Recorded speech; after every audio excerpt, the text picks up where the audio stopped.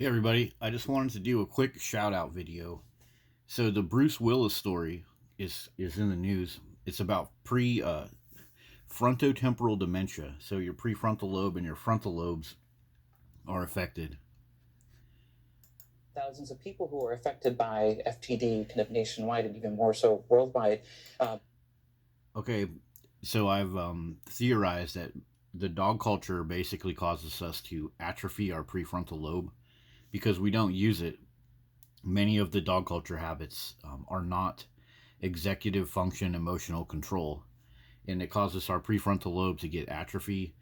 And it also causes us to constantly be like nervous, looking around, thinking about what does the dog want, where's the dog going.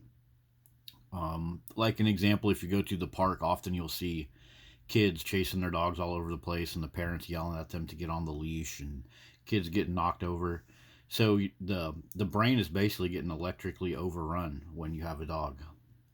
And this frontotemporal dementia, prefrontal dementia, is very similar to what I'm talking about. So I just wanted to throw this up here for people to give some thought to, because it's going to be in the news more now that Bruce Willis has been diagnosed with it.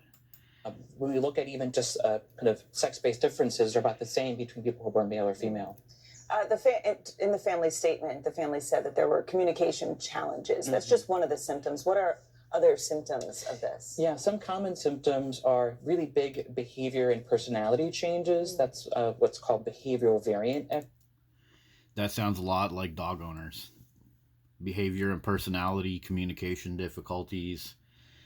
You know, dog owners themselves are harder to communicate with. TD, that's one of the more common variants of it. So that involves things like disinhibition, impulsivity, new obsessions. Impulsivity, obsessions.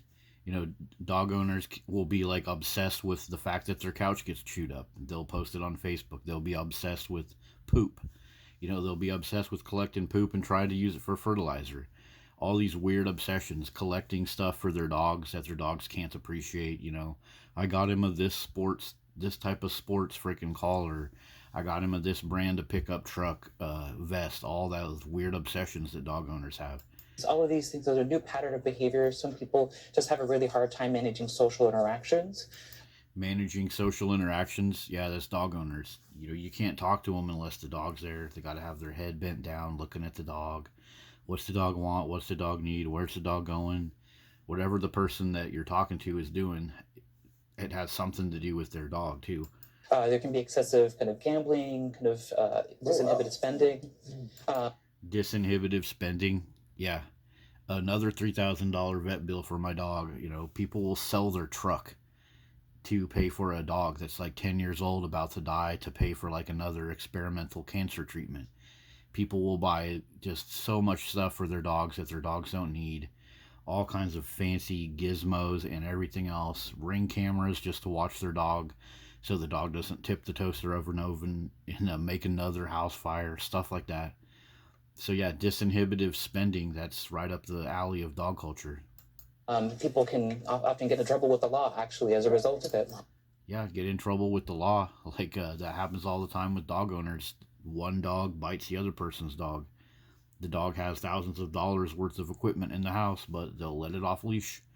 And it's a big dog. It'll go get triggered by a little dog. A fight will start out, and then there's lawsuits. The counties have to pay out hundreds and thousands of dollars sometimes. So yeah. And then, in addition to the communication difficulties, some people can also have issues with movement or muscle function. Any treatment options available to stop or maybe even slow? Okay, well, that's just a quick look at some of this frontotemporal dementia symptoms. They're very much like people in the dog culture. All the lack of inhibitions, the poor communications, the quick to anger, the lack of emotional control, the total irrational spending. Like when you have a dog that has been suffering for 2 years out there, so many people will have a dog like that, and they will continue to spend thousands of dollars at the vet just for another surgery, just for another round of experimental medication. Instead of putting a dog down like humanely, they'll just spend thousands of dollars keeping a dog alive instead of putting that money into something that'll actually build their future. So yeah, anyways, guys, start having a look at some of this frontotemporal dementia and compare it to dog culture. Dog owners are suffering from this, I think, a lot more than many other people. See you guys later.